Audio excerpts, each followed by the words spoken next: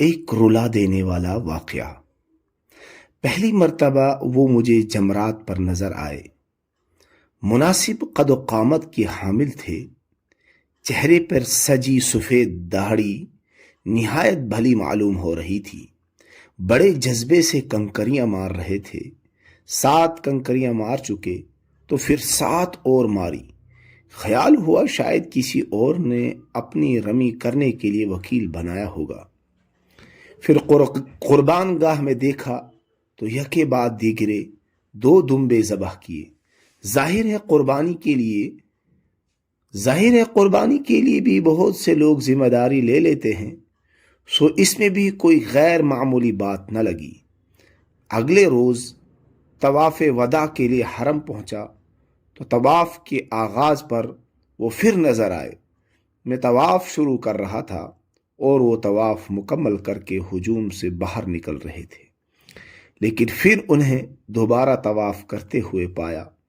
سخت تعجب ہوا کہ اس قدر ہجوم میں ایک ہی طواف کرنا مشکل ہو رہا تھا اور یہ حضرت دوسرا طواف کرنے لگ گئے۔ بعد ازاں صفا مروہ کی سعی کے دوران پھر ان پر نگاہ پڑی۔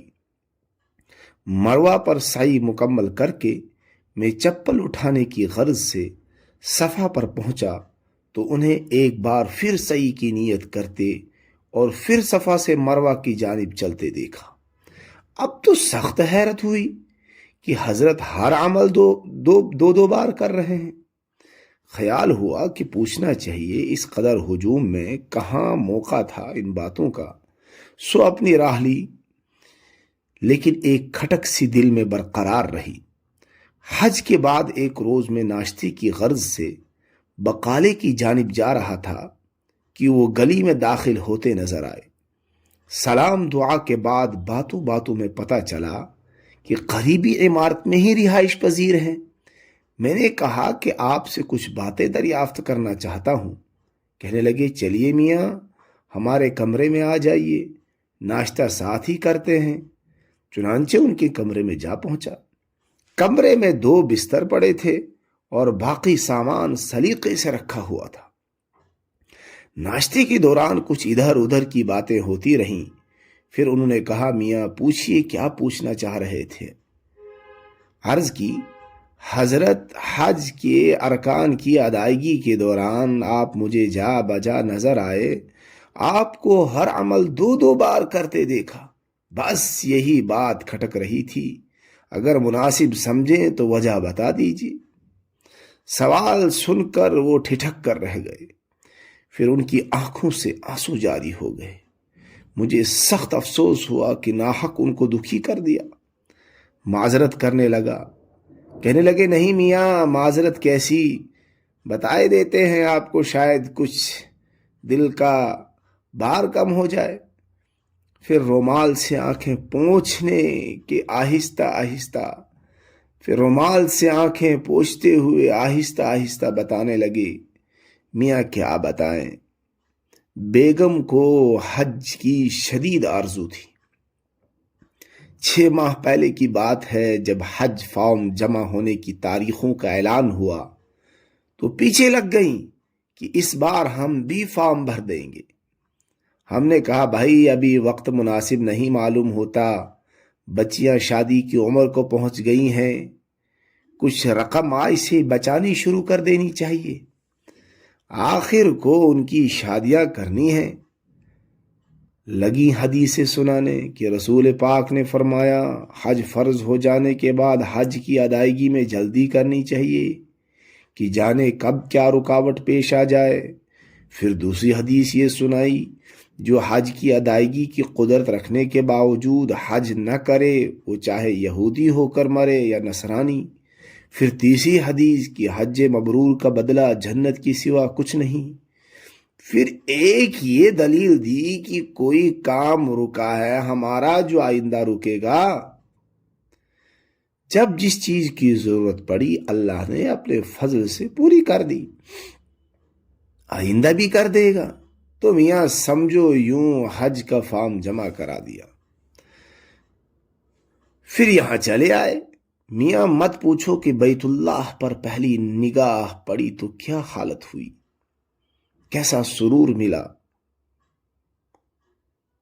جھوم کے کہا بیگم اس ایک نگاہ میں سارے پیسے وصول ہو گئے، عمرہ ادا کیا تو نشاط طاری ہو گیا۔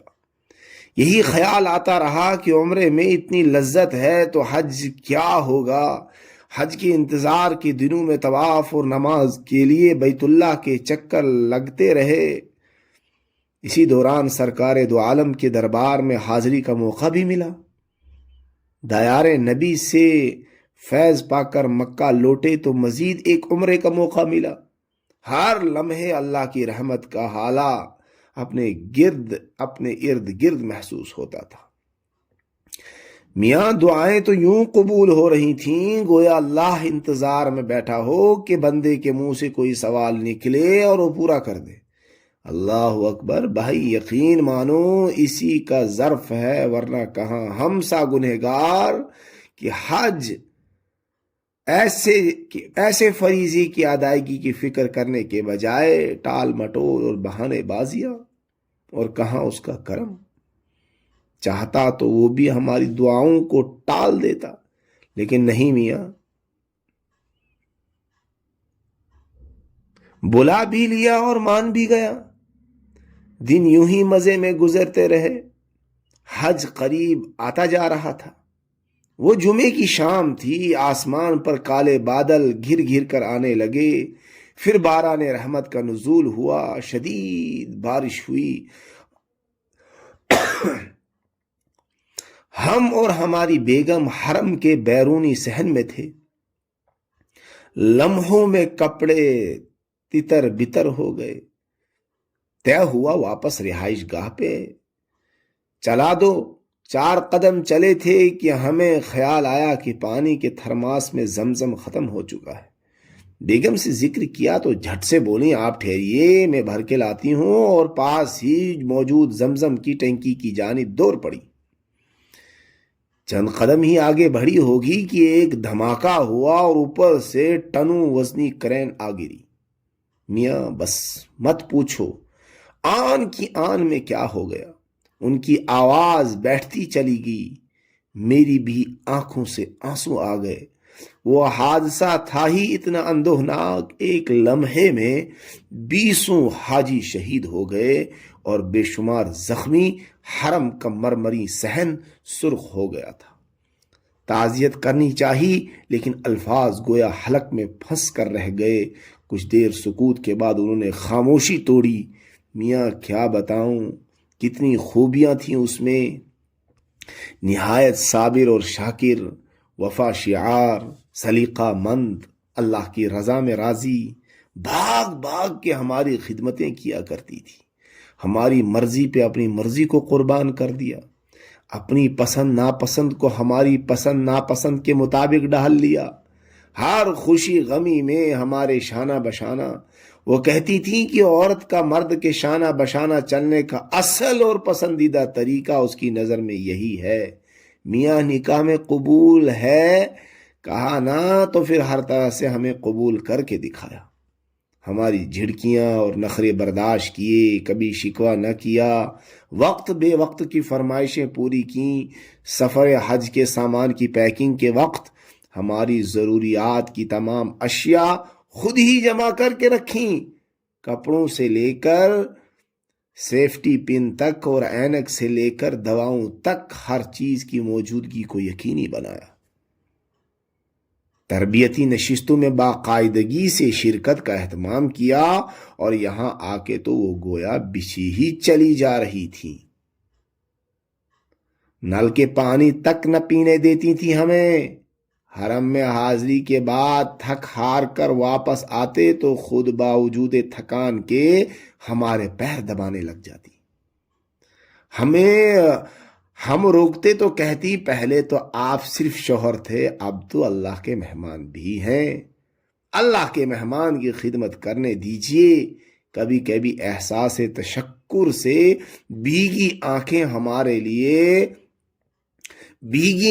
لیے ہمارے ہاتھ پکڑ کر کہتی کہ آپ نے مجھے اللہ کا گھر دکھایا، حالانکہ در حقیقت وہ ہمیں لے کر آئی تھی۔